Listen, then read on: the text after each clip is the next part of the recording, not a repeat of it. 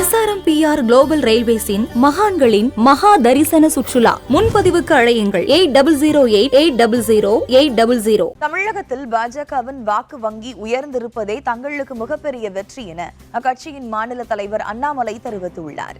2026 சட்டப்பேரவை தேர்தலில் வெற்றி பெற்று தமிழகத்தில் ஆட்சியை பிடிப்போம் என்றும் அவர் கூறியிருக்கிறார். அடுத்து நடக்க இருக்கக்கூடிய தேர்தலில் நிச்சயமாக பாரதிய ஜனதா கட்சி, தேசிய ஜனநாயக கூட்டணி இங்கிருந்து எங்களுடைய வெற்றி வேட்பாளராக மாற்றி பாராளுமன்றத்திற்கு அனுப்புவோம் என்கின்ற உறுதி நாங்கள் எடுத்திருக்கின்றோம். இன்னும் கடினமாக உழைப்போம். ஏதாவது இடத்துல தவறு நடந்திருந்தால் அதை அடுத்த ஒரு வாரத்தில் பரிசீலனை செய்வோம்.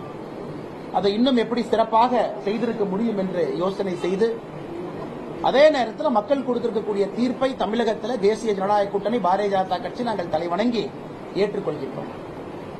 மக்கள் எப்பொழுதும் யோசித்து ஒரு தீர்ப்பை கொடுப்பார்.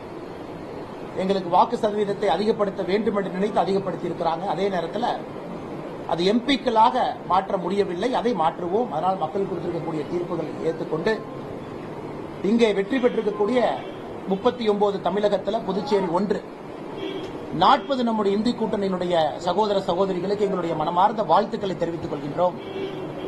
அவர்களுக்கு மத்திய அரசு அடுத்த 5 ஆண்டு காலம் மோடி அவர்களுடைய அரசு அவர்களோடு இணைந்து தமிழகத்திலே பணியாற்றுவதற்கு ஒரு கட்சியாக நாங்கள் முழு ஒத்துழைப்பும் அரவணைப்பும் அவர்களுக்கு கொடுப்போம்.